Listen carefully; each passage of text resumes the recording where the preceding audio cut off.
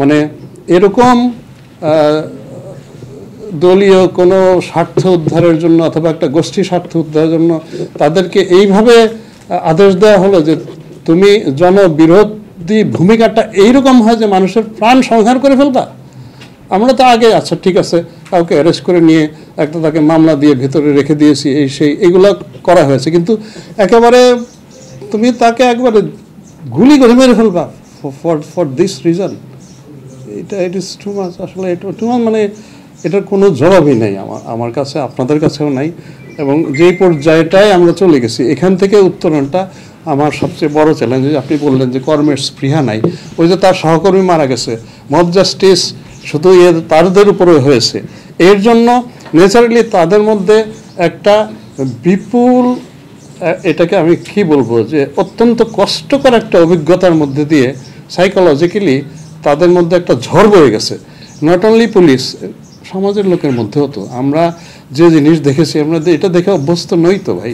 তো এখন পুলিশের মধ্যে এটা আরও বেশি, কারণ সে তো একদম ফ্রন্ট লাইনে ছিল, তার পাশেই দেখা গেছে একজনকে মেরে মানুষ ঝুলিয়ে দিয়েছে। আবার দেখা গেছে যে আমরা এরকম ভিডিও দেখেছি যে এর পর পুলিশের দিকে মানুষ তেড়ে এসে তাকে লাথি মারতেছে, কারণ ঘৃণাটা এত বেশি পুঞ্জীভূত হয়েছে মানুষ নিতেই পারতেছে না আর পুলিশকে। তো এইসবের ফলে যে এক্সপিরিয়েন্সের ভিতর দিয়ে তারা গেছে, এখন এই পর্যায় থেকে পুনরায় তাদেরকে আবার কর্মস্পৃহাটা ফিরিয়ে আনা আমার এটাই বড় চ্যালেঞ্জ। আমি এই কারণেই ওই যে ঢাকাতে আমি এরকম একটা টেবিলে বসে অনেক ফাইল সই করতে পারি, আমি অনেক দিতে পারি, এই কারণে আজকে আপনাদের কাছে এসেছি। এই কারণে আমি আমার সহকর্মীদের কাছে, আমি আজকে বিকালে পুলিশ লাইনের যে কনস্টেবল তাদের সাথে বসবো, তাদেরকে বলবো যে অ্যাকচুয়ালি ভাই তুমি what do you think about it, তুমি বলো, তুমি তোমার ভিতরের কষ্টটা শুনি।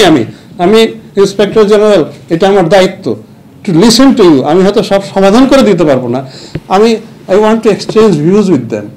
আতঙ্কে তারপরে দেখেছে সহকর্মীরা হয়েছে, তারপরে দেখেছে কি তারা যে সিনিয়র অফিসাররা তারা এইভাবে হুকুম দিয়ে তারা পালিয়ে গেছেন। তাদের একজন এসপি তো মারা যায়নি, একজন এডিশনাল এসপি, একজন ডিএসপি তো মারা যায়নি, 44টা লোক মারা গেল, সবই তো ইন্সপেক্টর অ্যান্ড বিলো, ওনারা মারা গেলেন, একজন তো সিনিয়র অফিসার মারা যায়নি। তার মানে আমরা পালিয়ে চলে গেছি তাদেরকে পুরোপুরি অনিরাপদ রেখে। এখন এই ফোর্সকে আবার জাগিয়ে তোলা, এই জায়গাটায় আমি সবচেয়ে বড় চ্যালেঞ্জ ফেস করতেছি এখন।